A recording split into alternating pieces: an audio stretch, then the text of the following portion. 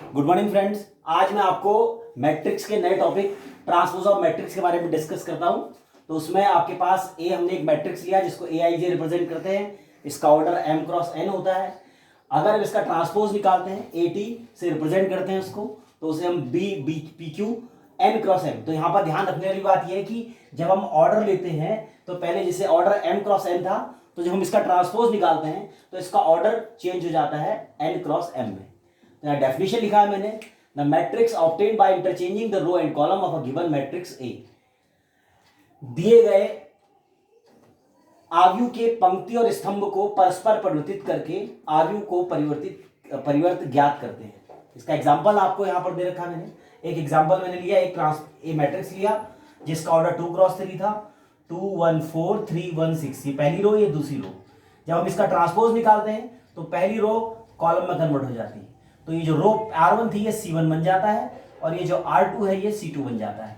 यानी कि हमने R1 को C1 में कन्वर्ट कर दिया है और R2 को C2 में कन्वर्ट कर दिया है। तो इसका ऑर्डर चेंज हो गया। यहाँ पर 2 क्रॉस 3 था, यहाँ पर 3 क्रॉस। बहुत सिंपल है कि ट्रांसपोज निकालने के लिए आपको सिर्फ इसके ऑर्डर को बदलना है, यानी कि रो को कॉलम में और कॉलम को रो में परिवर्तित करना है, चेंज करना है। उसके बाद हम आगे आते हैं प्रॉपर्टी ऑफ ट्रांसपोज, परिवर्त के गुण। प्रॉपर्टी ऑफ ट्रांसपोज में हमारे पास, अगर आपके पास दो मैट्रिक्स है, आपने उनको ऐड करा, उसका ट्रांसपोज निकाला, और अगर आप उन दोनों मैट्रिक्स को अलग अलग सेपरेटली ट्रांसपोज निकालें, उनको ऐड करें, तो रिजल्ट आपका सेम आएगा। फिर से बता रहा हूं, पहले आपने दो मैट्रिक्स को ऐड करना है, उसके बाद आपने ट्रांसपोज निकालना है, और दूसरी तरफ आपने अलग अलग दोनों मैट्रिक्स का ट्रांसपोज निकालना है, फिर उनको ऐड करना है, तो दोनों का रिजल्ट सेम आएगा।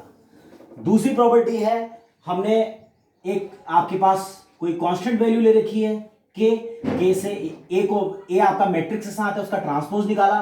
दूसरी तरफ सब में से जो वैल्यू कॉमन है उसको हमने बाहर रखा है और उसका ट्रांसपोज निकाला है, तो ये दोनों रिजल्ट सेम आएंगे।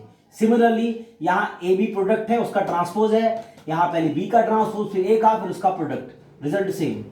किसी मैट्रिक्स का ट्रांसपोज, उसका फिर ट्रांसपोज, तो आपको दोबारा वही मैट्रिक्स फाइंड आउट हो जाएगा। तो ये आपके पास 4 प्रॉपर्टीज है।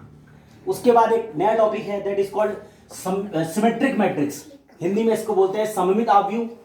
अ square matrix A is called symmetric matrix if A transpose equals to A. इसका मतलब होता है कि अगर किसी स्क्वायर मैट्रिक्स, कंपलसरी है कि सिमेट्रिक मैट्रिक्स एक स्क्वायर मैट्रिक्स होना जरूरी है।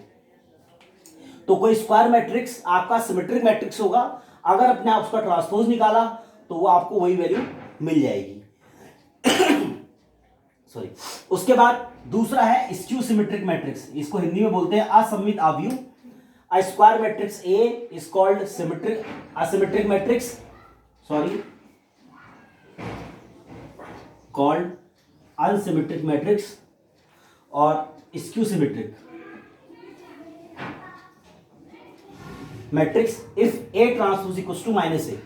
जैसे यहां पर है सिमेट्रिक मैट्रिक्स में, इसमें ट्रांसपोज करके वही मैट्रिक्स मिलेगा, इसमें ट्रांसपोज करके वही मैट्रिक्स आएगा, बट उसमें कॉमन माइनस आएगा।